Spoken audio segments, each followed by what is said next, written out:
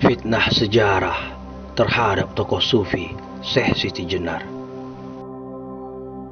Syekh Siti Jenar merupakan sosok ulama yang terkenal dan menjadi kontroversi karena pemikirannya yang dianggap menyesatkan umat Islam di Nusantara pada zaman itu.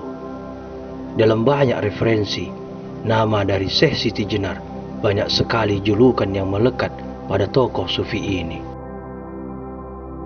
Dan nama asli Syekh Siti Jenar yaitu Sayyid Hasan Ali Al-Husaini yang nantinya pada saat dewasa bernama Sayyid Abdul Jalil. Beliau juga dikenal sebagai Sunan Jepara, Syekh Lemah Abang, dan Syekh Siti Jenar. Syekh Siti Jenar sendiri lahir di Persia pada tahun 1404 Masehi. Beliau masih dipercaya keturunan Nabi Muhammad SAW dari keturunan Fatimah dan Ali bin Abi Thalib. Sejak kecil, Syekh Siti Jenar berguru kepada ayahnya, yaitu Sayyid Saleh, di bidang Al-Quran dan tafsirnya. Pada usia 12 tahun, ia sudah hafal Al-Quran, dan pada usia 17 tahun, dia bersama ayahnya berdagang dan berdakwah di Malaka. Kemudian ayahnya diangkat sebagai mufti oleh Kesultanan Malaka di bawah pimpinan Sultan Muhammad Iskandar Shah. Pada tahun 1424 Masehi, terjadi perpindahan kekuasaan antara Sultan Muhammad Iskandar Shah kepada Sultan Muzaffar Shah, sekaligus pergantian mufti baru kepada Syekh Samsuddin Ahmad. Lalu pada akhir tahun 1425 Masehi, Said Soleh bersama anak dan istrinya pindah ke Cirebon dan bertemu dengan sepupunya, yaitu Said Kahfi bin Said Ahmad, yang mempunyai kedudukan sebagai mursyid Thariqah dari Sanad Utsman bin Affan, sekaligus penasihat agama Islam Kesultanan Cirebon. Said Kahfi mengajarkan ilmu makrifatullah kepada Syekh Siti Jenar yang usianya pada saat itu sekitar 20 tahun. Kitab yang dipelajari Syekh Siti Jenar muda kepada Said Kahfi adalah kitab Fusulul Hikam karya Ibnu Arabi, kitab Insan Kamil karya Abdul Karim Al-Jilli, serta kitab Ihya Ulumuddin karya Al-Ghazali, dan masih banyak yang lainnya. Sedangkan dalam ilmu fikih Islam, Syekh Siti Jenar belajar kepada Sunan Ampel selama 8 tahun dan belajar Usuluddin kepada Sunan Gunung Jati selama 2 tahun. Kesalahan sejarah yang menjadi fitnah bagi Syekh Siti Jenar adalah: pertama, menganggap bahwa Syekh Siti Jenar berasal dari cacing. Sejarah ini tentu sangat bertentangan dengan akal sehat manusia dan syariat Islam. Tidak ada bukti referensi yang kuat tentang hal itu, karena manusia tetaplah manusia. Apalagi beliau adalah seorang ulama, tidak mungkin cerita seperti itu masuk dalam akal pikiran manusia.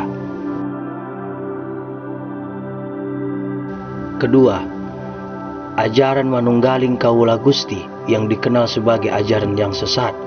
Cak Nun pernah berkata, sebenarnya bukan ajarannya yang sesat, tapi pemikiran kita yang tidak sampai pada pemikiran tersebut karena tingkat makom yang berbeda.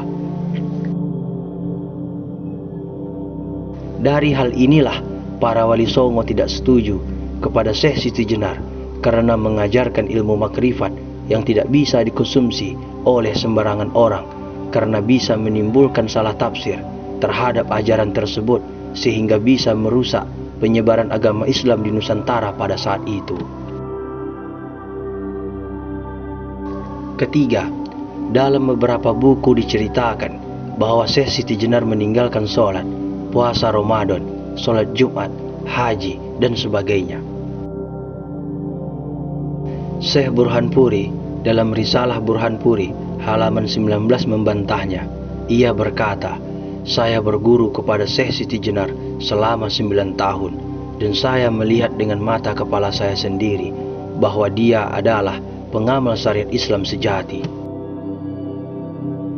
Bahkan sholat sunnah yang dilakukannya lebih banyak dari manusia biasa, Tidak pernah bibirnya berhenti dalam berzikir, menyebut nama Allah Subhanahu wa Ta'ala, dan membaca selawat kepada Nabi Muhammad SAW.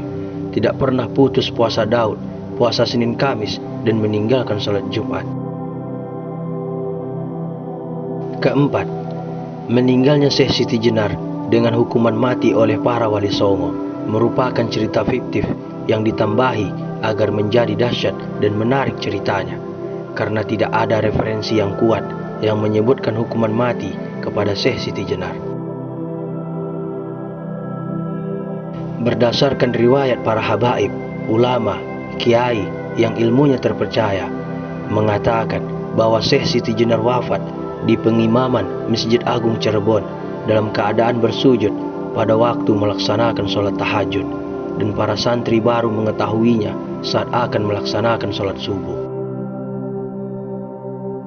Tidaklah mungkin 9 wali Allah yang suci dari keturunan Nabi Muhammad akan membunuh wali Allah dari keturunan yang sama. Tidak bisa diterima oleh akal sehat. Penghancuran sejarah ini menurut ahli sejarah Islam Indonesia, yaitu Asyumardi Azra, adalah upaya Belanda dalam memecah umat Islam agar selalu bertikai antara Sunni dan Syiah, antara ulama syariat dan ulama hakikat. Maka dari itu, kita harus berhati-hati dalam memahami sejarah secara penuh, bukan hanya secara setengah-setengah, sehingga tidak akan menimbulkan perpecahan antara umat Islam.